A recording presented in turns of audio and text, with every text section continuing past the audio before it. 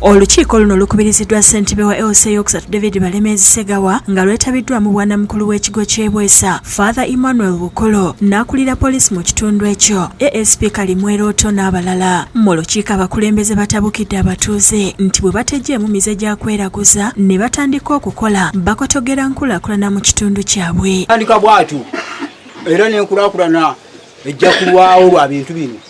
Abatuuze okuli James Kibuule, George Yakasujja n'abalala beekaliza mu musajjamukkulu Deus Galiwango nga bamulumirizza okugula ebigambibwa okuba ebyokoola ebibamazeeko emirembe. Mwana ngamba gwe kasujja njagala nnyama n'asikiriza nembuuza gwani gumanyi nangamaze Galiwango. Yasanga mukyala wange atudde ali mu kunywa buugi najja n'amutuukako mukyala Kibuule oli otya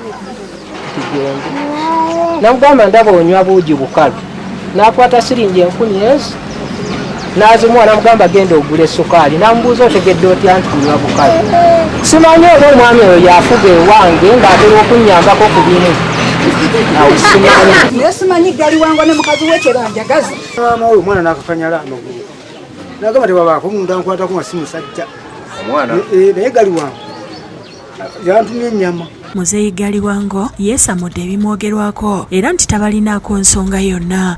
Ewange sisawulangako sizimbangayo kasiisira. Agamba ensonga ezaliwo wakati we ne muto we Peter Waswa baazitulamu n'abakadde b'ekkanisa ne baaza ewuwe ne batasangayo kyekuusa ku bulogo. Twasituka twatula muto wange oyo n'abakadde b'ekkanisa bwe tubayita ne basituka ne bagamba nti naye katugende oyo mukodo wange ayogedde ebigambo bingi katugende twaze ewa Galiwango. Unyonyo taata Waswa Kiki baba Galiwango nzita Bwannamukulu Nyanzi yeekokodde amasaba agasusse e Bwesa ng'agamba nti ge gaviiriddeko abantu okusojjagana. Ebyo bireetera ebitundu okunkawa aye ne byongere empalana. Njagala okubategeeza era nga nkisaba ssebo OC waliyo regulations zetuteekeddwa okuyingira mu gavumenti.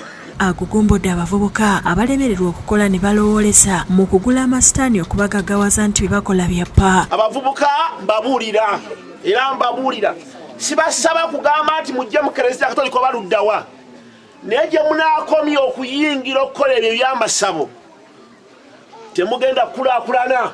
Ssentebe Segawa naye asabye abatuuze okukyusa endowooza. Mugenda ne mwebuzaabuza mugenda nga mubipangapanga ne mugenda mu basawo ab'ekinnansi ne babateeka mu nze ne babawa n'obuti mu kifo ky'okusenyesa eddagala erisenya amannyo tosenya okuutakuutako bukusikusi n'amannyo ne gavunda okuutakuuta ddagala okuuta wano mu okuuta mukisa tebiriiyo. Osi ne Diso Kirabira balabudde abavubuka nti basaale mu kkuma omuliro mu bantu era ne baweera obutatira ku liiso muntu yenna anaataataaganya byakwerinda.